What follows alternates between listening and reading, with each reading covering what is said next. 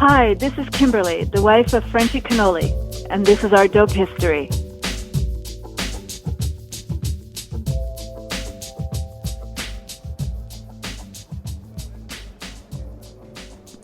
Author Robert Brault once wrote, "Charisma is not just saying hello, it's dropping what you're doing to say hello." Frenchy Cannoli was a man with natural charisma. He is also widely celebrated as one of the exceptional hashish makers of our time. Beyond that, Frenchy was a highly passionate person that had a long and intimate relationship with what he would refer to as the sacred plant. Larger than all of this, Frenchy Cannoli was a husband and a father. Today, Dope History is grateful to be speaking with Madame Cannoli, who is here to reflect on the life and teachings of her beloved husband. She shares her plans for the future and stories from the past, including this next one about how those two came to be a couple. Frenchy was born in southern France, in Nice, but the very early years of his life were in Africa, in Gabon, where his father was working. He did something in forestry, and then later they lived on the Atlantic coast when he was 7 to 12 years old, and then finally his teenage years were spent in Nice. When he was young, he was so smitten by stories of adventurers, and there was one French adventurer called Henri de Montfred, and this person had done adventures in North Africa, between North Africa and Greece, I think it was. He had built himself a little boat kind of in the local North African style, and I guess he used to go diving for pearls, and he was a hash smuggler, so like he was one of Frenchy's kind of original role models, if you will. But Frenchy ended up traveling all over the world. Initially, he spent a lot of time in Mexico, in the desert, looking for peyote and being very successful at that. Loved Mexico. Went back to France, intending to go back to Mexico, but he had a friend who was wanting to go to India. And so they decided to throw an I Ching to determine should they go to Mexico together or should they go to India together. And the I Ching guided them to go to India.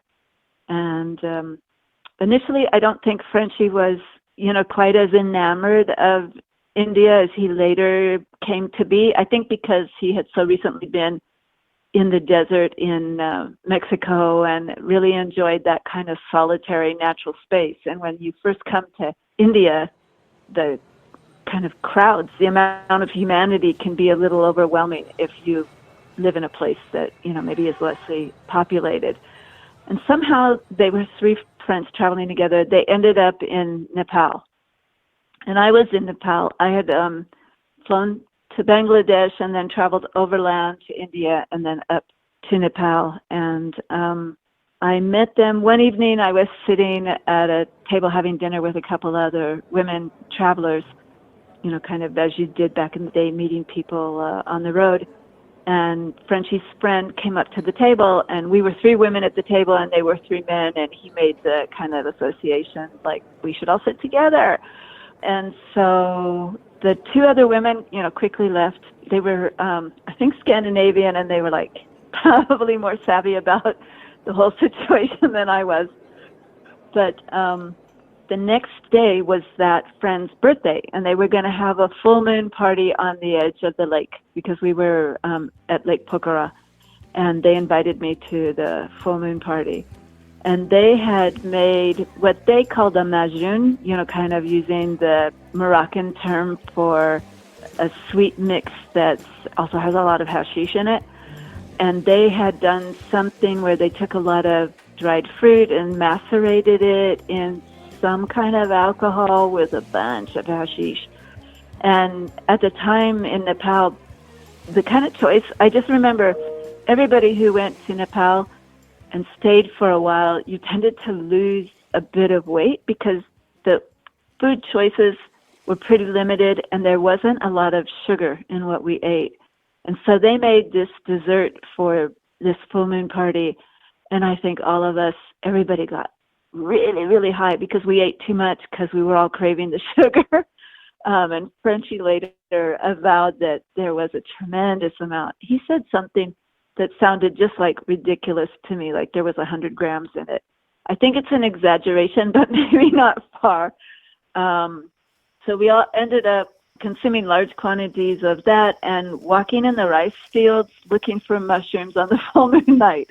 So it was quite an epic beginning to just the magical times with all of those French people. So we did that. Then I needed to have my visa renewed, and the friend needed to have his visa renewed. So all of us took a bus trip to Kathmandu together, spent some time together. Then they were on their way somewhere, and I was on my way somewhere else. And so we split up, and I ran into them randomly traveling around India, which is a huge country, in very, very different places, very far from each other, 4 times. Yeah, it was like fate was like, come on, you guys need to get together.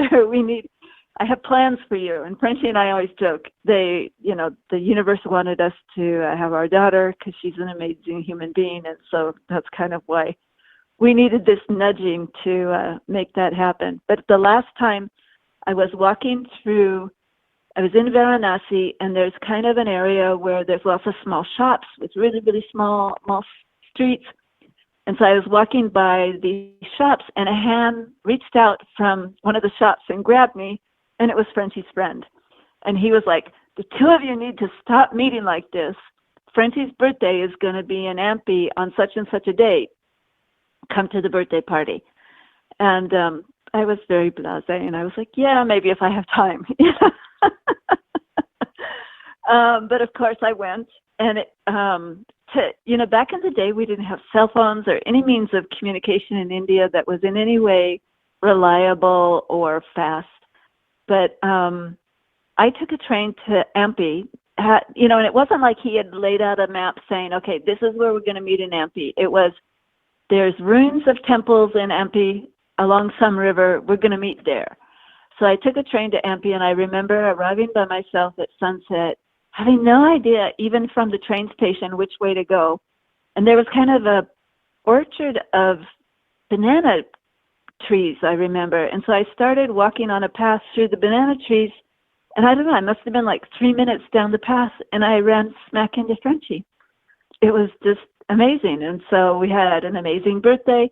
And by that time, they were, I think, 11 Frenchmen and me. And so we just started traveling around India together. And I traveled like that with them for 9 months.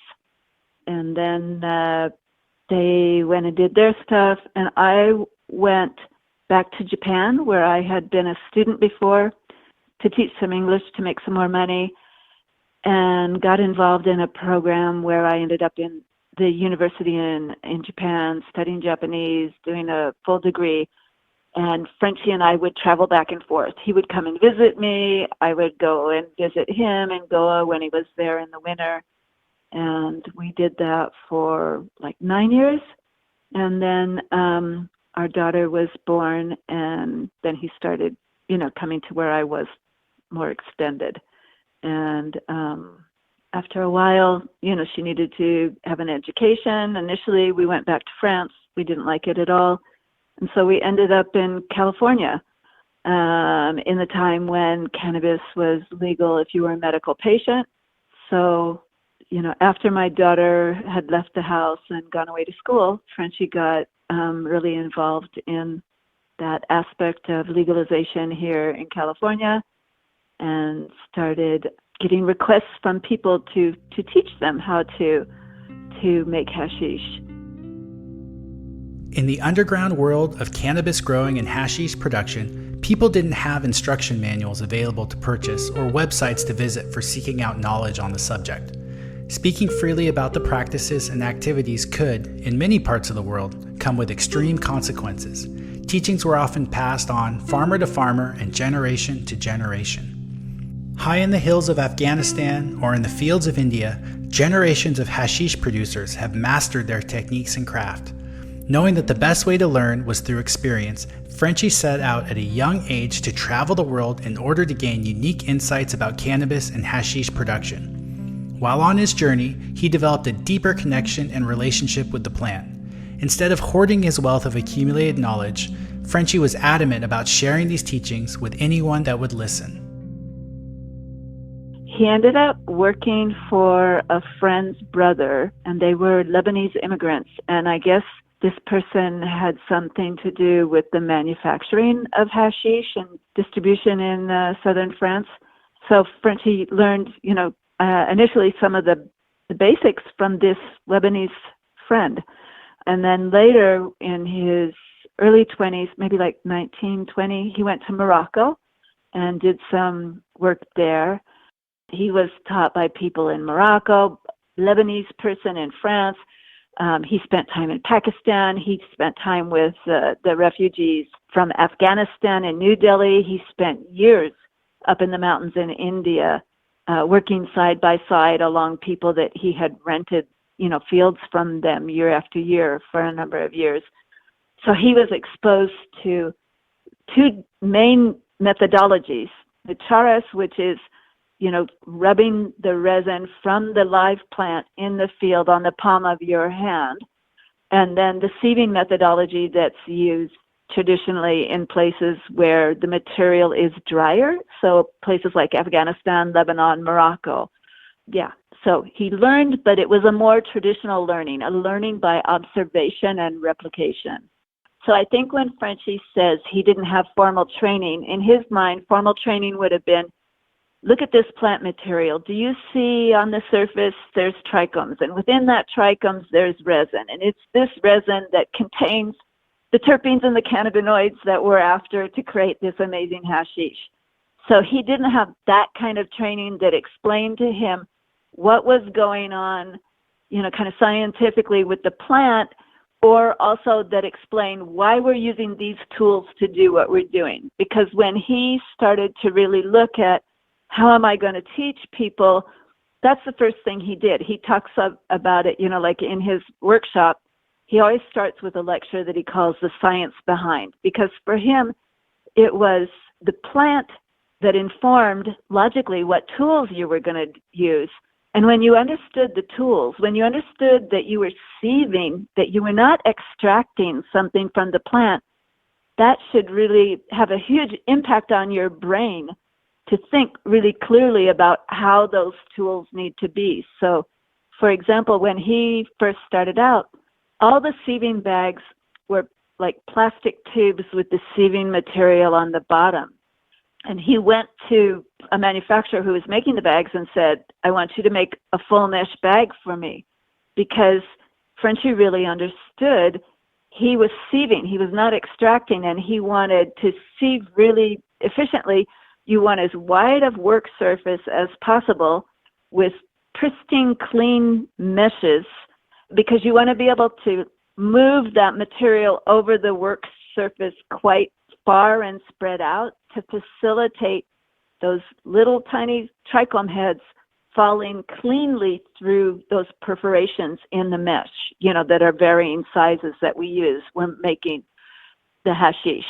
The culture around hashish, traditional hashish, this sieved resin pressed with a source of heat into a mass, had largely been eradicated by the feds, because they had put all of the Brotherhood of Eternal Love and the other major smugglers of hashish from producing countries into jail. They had been, very successful in breaking up the pipeline of, traditional hashish to the U.S. So you had a couple generations that didn't even know what it was.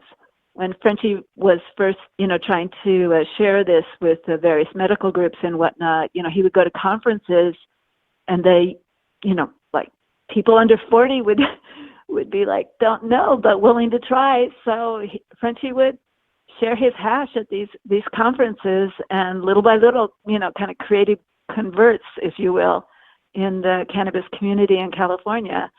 And we saw, kind of that acceleration of people realizing that the magic is in the trichomes. And that was the other thing, I think sometimes North America is almost like a big island, in that some things don't come to us that the rest of the world is already aware of or looking at, in a sense. In Europe, when you look at the cannabis plant, you're looking at the resin. And I think you're doing that because, there's like that pathway from Europe literally to producing countries. If you wanted to, you could walk there. So those traditions have been brought to Europe. When Napoleon went to Egypt and his troops started consuming hashish, they brought those traditions back to France with them. We didn't have that in the U.S. For whatever reason, when we looked at the plant, we looked at the flower, and so we consumed the flower. And I remember, when Frenchy was, linking up with farmers and whatnot way back, people used to throw their trim away or feed it to animals or use it in the compost without having removed the trichomes first. In terms of Frenchy's education, to be able to share those best practices, to help people understand how to really cleanly sieve that resin to get this essence of hashish in the perfect form that they have that to consume, is just this kind of perfect virtuous circle of what he was given as a young person, and then his connection with these amazing farmers in Northern California and, other areas. It's just such an honor. And he really felt it as such, and felt the responsibility of trying to do this in the right way. I think for anybody who's lived in India for a long period of time and who has smoked the shilom and smoked with the sadhus or attended some of the traditional celebrations associated with the charas in India around the Hindu god Shiva, you develop a reverence for the plant. Frenchy used to say his connection with cannabis, with hashish, was initially a useful love story, and then he traveled to India and it became a spiritual practice. Because the lovely thing there is, when you smoke the shilom, before you smoke it, you say a small prayer. You say a small dedication to the gods, and in that sense, an extension to the plant. So yeah, there is this tremendous amount of reverence around what a blessing it is to be able to consume this plant that makes you feel so comfortable, so good in your skin. And then Frenchy had the kind of added, what can I say? He spent a lot of time in India, in northern India, in the mountains, very, very high up in the mountains, in a very isolated place where they had these wild cannabis fields that he was working. And a lot of times just days on end by himself, just him and the cannabis in these fields, and working hand after hand in, different sections, and kind of noticing how the terpene profile slightly modified as you went from being near oak trees to being near strawberry patches, or so just this really magical time in communion with the plant. And so I think anybody who had that experience would be hard pressed not to have an almost spiritual connection to the plant, feeling like you're being guided, or that you have a role to carry out in what the plant has shared with you.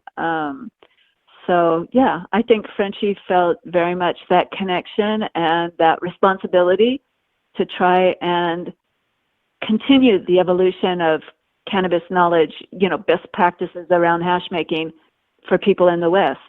And he thought about it for a while and really reflected on how generous people had been to him all over the world in terms of his learning. He always said that he didn't go to these places specifically with the intention to learn the process. He went with the desire to make what he was going to smoke for the year, the highest quality that he could. And it was almost like an act of, osmosis, that by working with these people and having them guide him in what the best processes were, because sometimes he would ask them, like, so why do you do this, or why do you do that? And they would say, because it makes good hashish.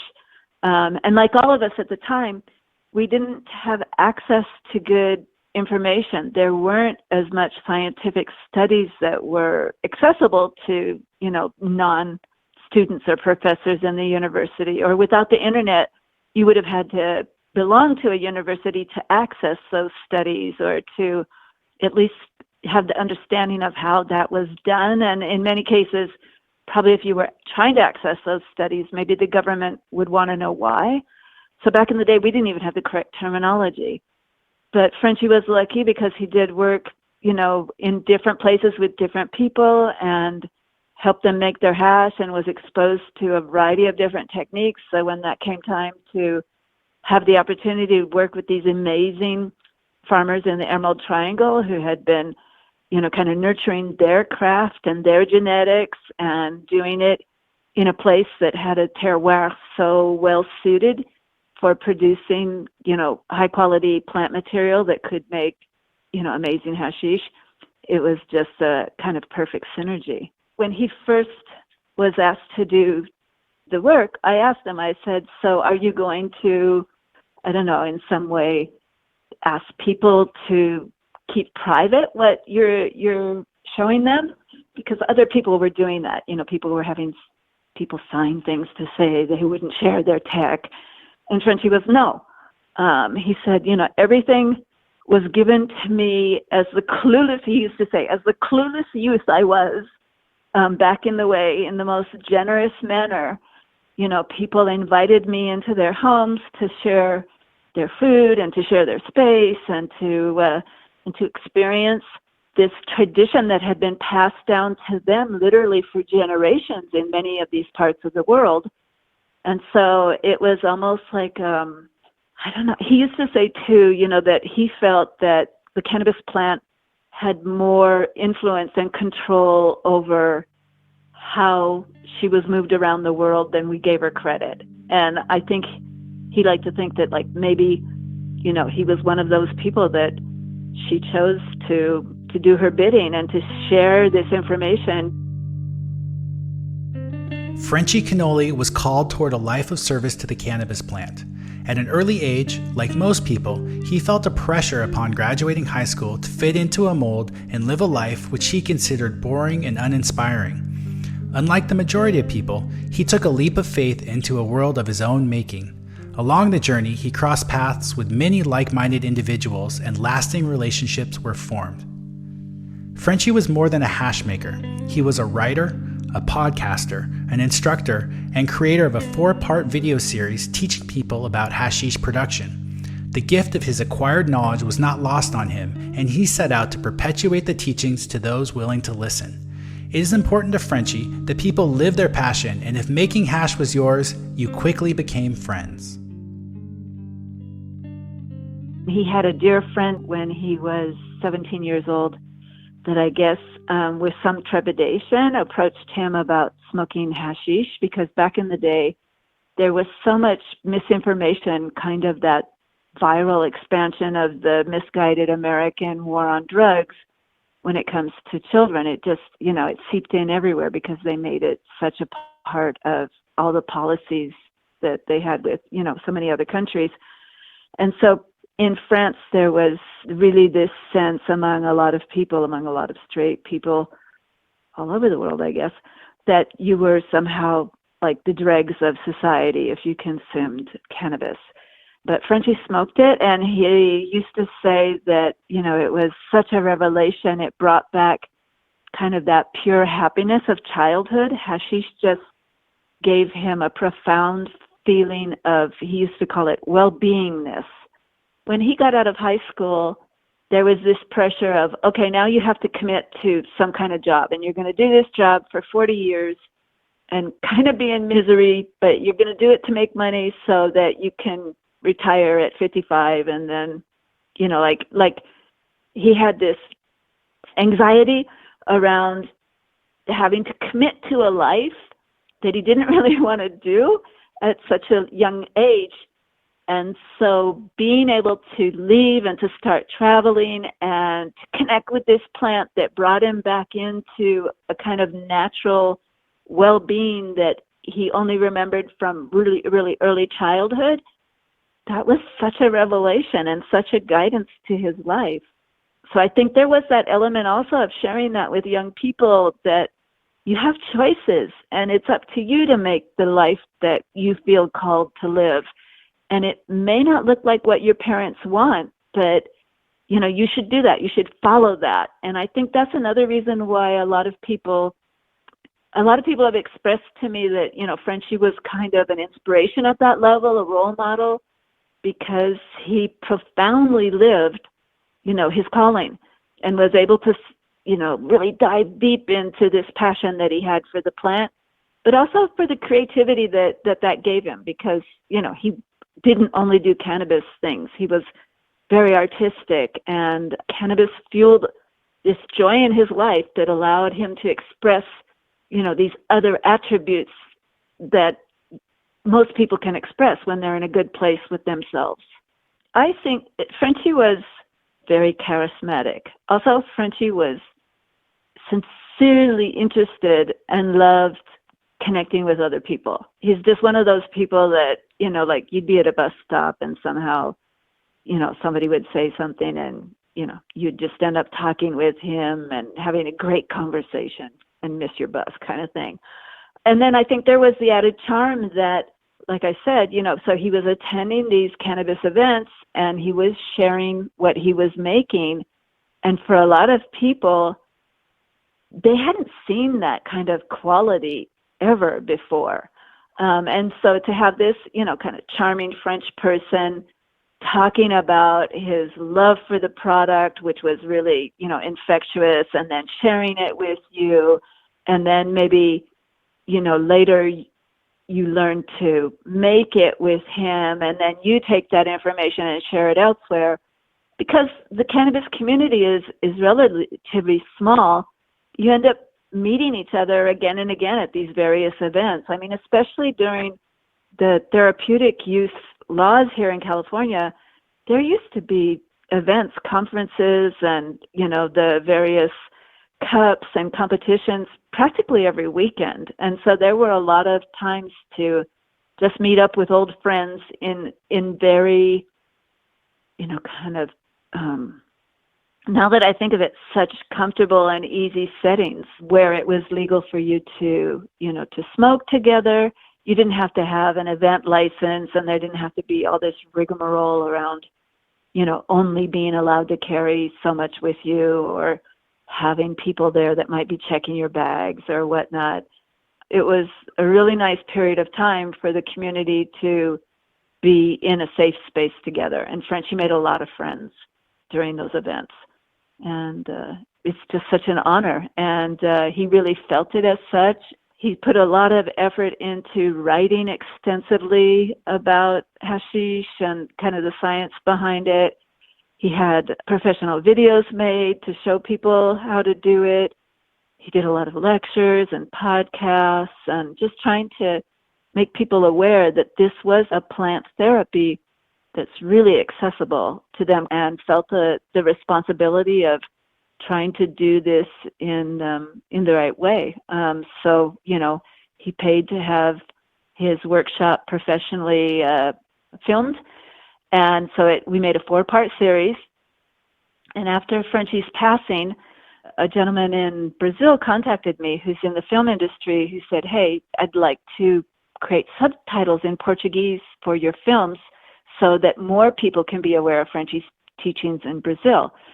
So he did that, and then he came to me and he said, "Why don't you ask other people with other languages if they would also create the subtitles? If they do, I have the software, to put them against the film correctly, and we can make this available to more and more people." And now we just finished our 6th language. We have English subtitles because Frenchy's accent was so heavy. We have the Portuguese, then we have Spanish, we have French, we have Italian, and we just finished German. And I'm going to get emotional, but we're also working on doing Arabic and Hebrew, which I plan to release together. So yeah, it's been, so cool to see how this vision is not just Frenchy's anymore.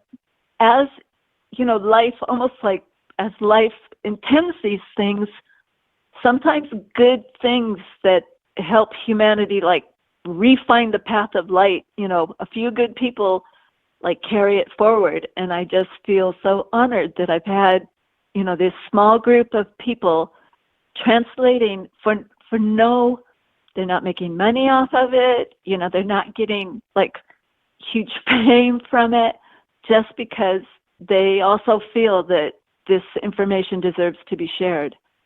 His website has all of our content, and so there's a page there that has all of the writings for people who are text-based learners. Frenchy wrote for 5 years for Weed World magazine in the UK, and they've generously allowed me to repost all the PDFs there. The last 6 articles that he did are actually a recap of his workshop, The Lost Art of the Hashishing workshop. And then equally on that page is one for the do-it-yourself videos in the 6 languages that we have thus far. So you can find the links there all in one place super easily. And then another thing that we've been doing, another aspect of hashish that Frenchy was very interested in, was this process of aging hash and the transformation that has on hashish. So we've been working with a lab in Canada called High North, and we're studying the aging process. They've been doing lab tests for us. So we just last year finished a 6-month study, and then in the near future we're going to be launching another year-long study on aging hashish, and so the lab results can be found there. Another fun thing that's on the website is what we call the results of our hash porn contests. So during the pandemic, when we couldn't go to any of the conferences anymore, at the beginning of 2020, we had amazing conferences scheduled where we were going to go to Canada for the one conference, do a couple of workshops on the East Coast, and then we were going to go to Barcelona. Frenchy had been invited to the big cannabis conference in Israel to speak, and then everything got shut down in March. And so, we were pretty, despondent over that. So Frenchy decided to put together this contest that he called his Hash Beauty Contest, because it was only photographs. We couldn't smoke it, we couldn't smell. But basically to invite people from all over the world to share what they were making, and that Frenchy would repost his favorite photos. And then we would have a little totally subjective, kind of group, how many which one got the most likes, and give out some small gifts or declare some people winners. Although from our perspective, everybody that we reposted to a degree is a winner, because it was all beautiful, amazing hash being produced all over the world. So we just finished the 5th iteration of that for Frenchy's birthday this last year, which would have been December 13th. He would have been 65. And I collect all those photos and I repost them on the website as well. And it's pretty cool to look at. The passing of Frenchy Cannoli on July 18th, 2021 came unexpectedly. Like a steady rain that forms into a river, the outpouring of memories and appreciation from the cannabis world began to stream into his social media channels. Amidst this somber time, unlikely sources from mainstream media reached out to Madame Cannoli for information regarding Frenchy's life. His natural enthusiasm for the craft of hashish production transcended the boundaries of legality, and this was recognized by media outlets that wouldn't traditionally cover such taboo topics. Those actions speak to the legacy that Frenchy created for himself, aided by the loving support and guidance from his wife, family, and friends. There were, last time I looked, 330,000 people who saw the death announcement, which just floored me. And then, I believe there were over 9,000 comments. And unfortunately, after a minute, when you're scrolling, it doesn't allow you to scroll efficiently. So even I couldn't see all the comments. I had the New York Times reach out to me to do an obituary, and I had The Economist in England. And initially when the New York Times called, I was like, what? My normal PTSD kicked in, from hiding for so many years. And I was kind of like, are they going to do something nice, or are they going to not do something nice? But the guy could not have been more kind. And I asked him, I was like, so why are you writing about a hash maker. And he said they give him the choice. Like every week they send him, like 20 people to choose from that I guess have recently, passed.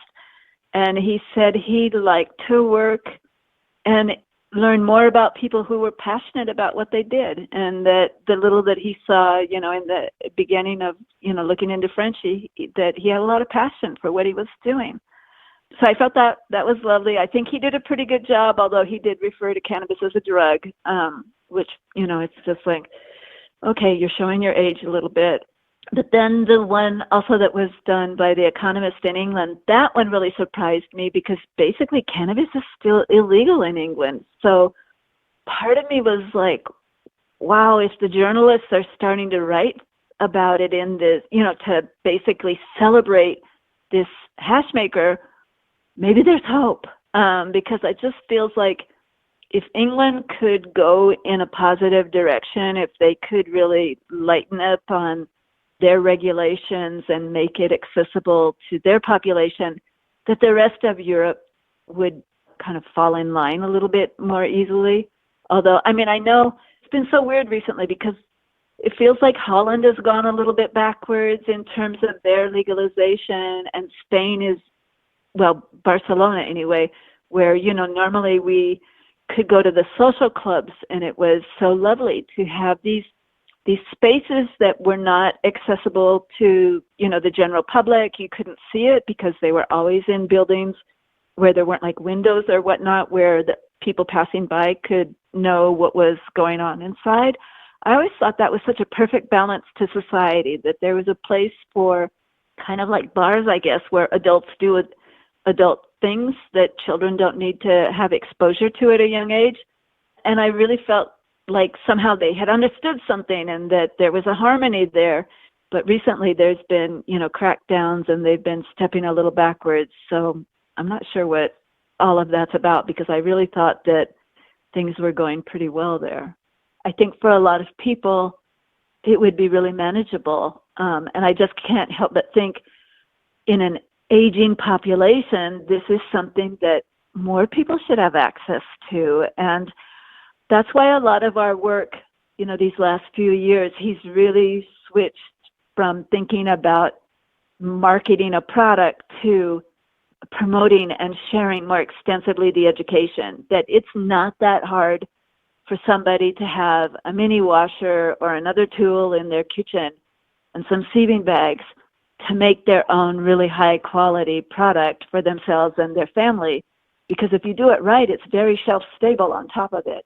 Frenchy used to take very, very small hash balls and eat it with his coffee in the morning because he had some arthritis. And at that level, consumed as an edible, it's great for overall body pain management and non-toxic. And, it doesn't have the side effects issues that aspirin has. And it doesn't get you very high when you consume such, really small quantities like that. So I told you Frenchy's very multifaceted. He was also a graphic designer. At one point, he used to design websites back in the day when my daughter was very small. And when we first started putting the brand together, he and Leo Stone from Aficionado, has just such an amazing talent for packaging. They sat down and talked about, how Frenchy's boxes could look. And so Frenchy designed this logo for himself, which is a stylized trichome head. A lot of people think that it's a skeleton. It's not a skeleton. That's a trichome head.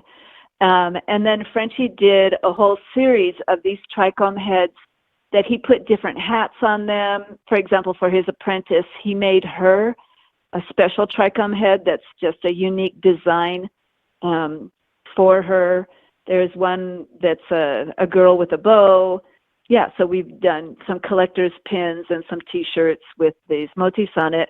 And then after Frenchy's passing, people started reaching out to me, sending me photos of their arms that they had Frenchy's trichome head logo tattooed on their arm, largely on their arms. There's a couple legs, but most people on the arms.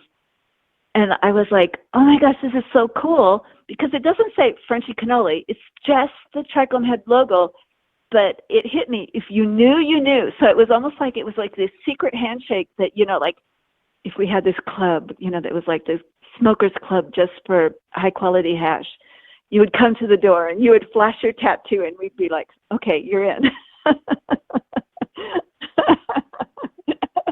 Well, and that's why I posted a couple, like, if you know, you know, because if, people who have been involved with Frenchy for a long time, they realize this is not a skeleton. Okay, he was a bit of a pirate, but yeah, no, that's a trichome head. Anybody who's seen a macro, if you've seen a macro of a trichome head, you're like, yes, of course. So that was kind of Frenchy's secret symbol, if you will, or secret handshake of, are you hip to hash smoking or hash, what hash is made from, basically. Do you understand the science behind, what you're working with? Frenchy used to say, the quality that he makes doesn't come from him. It comes from the farmer that have grown the plant. And then in turn, those farmers, the reason they're able to produce the quality, because he only worked with outdoor, organic, regenerative farmers, is that they're doing it in a place that has the terroir.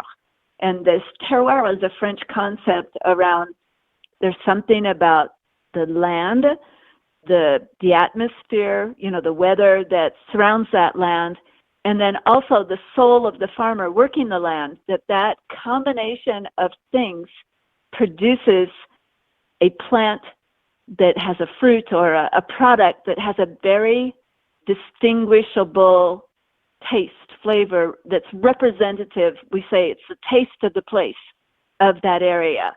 So Frenchy was very blessed to, work with those. They weren't farmers because he was working in wild fields, but to work those wild fields in northern India and to experience that sense of the taste of a place very profoundly. Because on top of it, when you make charas, it's really intimate. You're rubbing your hands very carefully over the plant to not break off green material, to just try and get the trichomes. So you have this cannabis resin that's seeping into your body as you're doing the work. So it's very, very profound to make that beautiful product, to have that experience, and then to come to Northern California where you have these farmers, multi-generational, often, that have been honing this craft around not only breeding the cannabis, but growing it under, very difficult conditions, because you have the U.S. government that has actually, gone to war against its own citizens over a plant for generation after generation.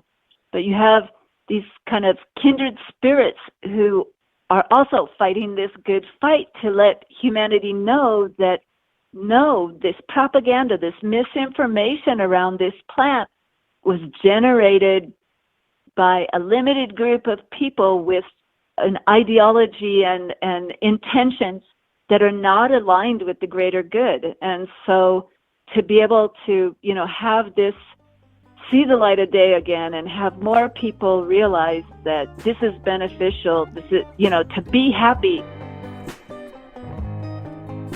The life and teachings of Frenchy Cannoli are not gone with his passing. At the request of those close to the Cannolis, Kim has maintained her personal Instagram account as well as Frenchy's. Before his passing, Frenchy had requested that she continue his work. This includes documentaries, websites, studies about hashish, as well as conducting workshops with his longtime apprentice. The legacy isn't going away anytime soon.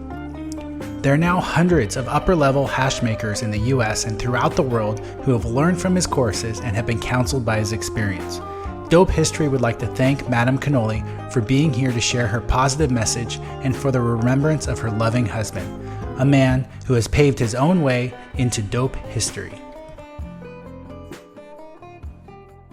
So it's Madame in the sense that Madame means Mrs. So, initially they were like, you should be on Instagram. And I told them I'll only be on Instagram to help, manage Frenchy's account and to be able to write comments in my own name. And they were talking about, so should you be Queen Cannoli or this, that, and the other? And I was like, no, guys. If I'm going to be anything, I'm just Mrs. Cannoli. I'm just like the wife behind the scenes, keeping all the infrastructure together. And so it's Madame Cannoli, which is basically Mrs. Cannoli in English. So before his passing, Frenchy asked me to continue to support his legacy of education. We had been with the same filmmaker who made our do-it-yourself videos. Frenchy filmed over the course of 3 years the transition from medical use in California to adult use and the impact that had on the small farmers. We're just wrapping up literally the final edits this week and hope to have the film available for people to see in the very near future. That kind of shows the work of the small farmers and, you know, the impact of legalization there, although it's gotten much dire since we finished the film, as everybody knows. And then I'm going to continue the hash porn because it really allows us to shine a light on new young people or people new to the industry and the beautiful work that's being done all over. It's a little frustrating because social media has gotten weird, and in Europe, sometimes when I post the offerings from people in Europe, Instagram takes them down. So that's, you know, really disheartening and feels like a step backwards, this kind of repression from some of these European governments. But we'll carry on as best we can. And then Frenchy also had an apprentice who worked with him for over 7 years. Her name is Laura Bell, and now she runs a facility in Ukiah. And she and I are going to continue to do Frenchy's hands-on in-person workshops in the near future. We'll have some, you know, announcements about that. But yeah, because she lived with us and worked with him so long and is such a great representative of, again, carrying on the legacy. Frenchy did a lot of workshops over the last 5 years. Over 1,000 people attended his workshop. And a lot of the people who are pretty successful in the industry, you know, either went to Frenchy's workshop or called him up on a regular basis to kind of talk shop about making hashish. So I think the seeds he planted are varied and far and wide to help really help cannabis, you know, kind of carry forward and support humanity in just helping everybody find well-beingness. Thank you for having me and allowing me to do that. And I think if it kind of touches a few more people or, you know, creates a link that expands people's understanding about what they can do themselves with the plant, especially in this day and age when things have gotten crazy expensive, or in many cases it's both expensive and the quality is inferior.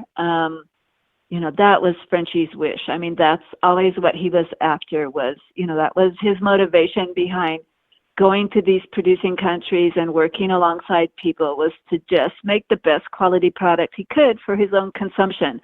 And that's what he would wish for everybody who is studying, you know, the methodology that he's sharing. To be able to kind of celebrate him and share these memories of this well-lived life, I really think, I mean, for me, doing it is part, you know, really to be able to say to young people, follow that life's longing that is being drawn through you in a very specific, very individual way. I always think of this Cahill Gabon poem. He did one called On Children, and it's to new parents, and it says, your children are not your children. They are life longing for itself. And then something along the lines that you're just the bow that's going to shoot this arrow that is the child as straight as you possibly can. So really, you know, allowing children and people to follow their own destiny, if you will. And I think human society, you know, has become so structured that many people, for whatever reason, get caught up in that structure and are not able to fully live what their destiny is supposed to be. So if Frenchy, I think that's the beauty too of the energetic field that surrounds us, is that Frenchy dumped a lot of really, really positive, you know, energy into the epigenic field for young people to more self-actualize into that potential of what they're supposed to do. So whether it be hash making or, you know, farming or whatever, woodworking, you know, whatever amazing thing you're called to do, if you do that with passion and with joy, that's a good thing. Because if we had a lot more happy people all around us, the world would be a radically different place. So if I've helped in the smallest little way to support people in doing that, then Frenchy's legacy is moving in the right direction.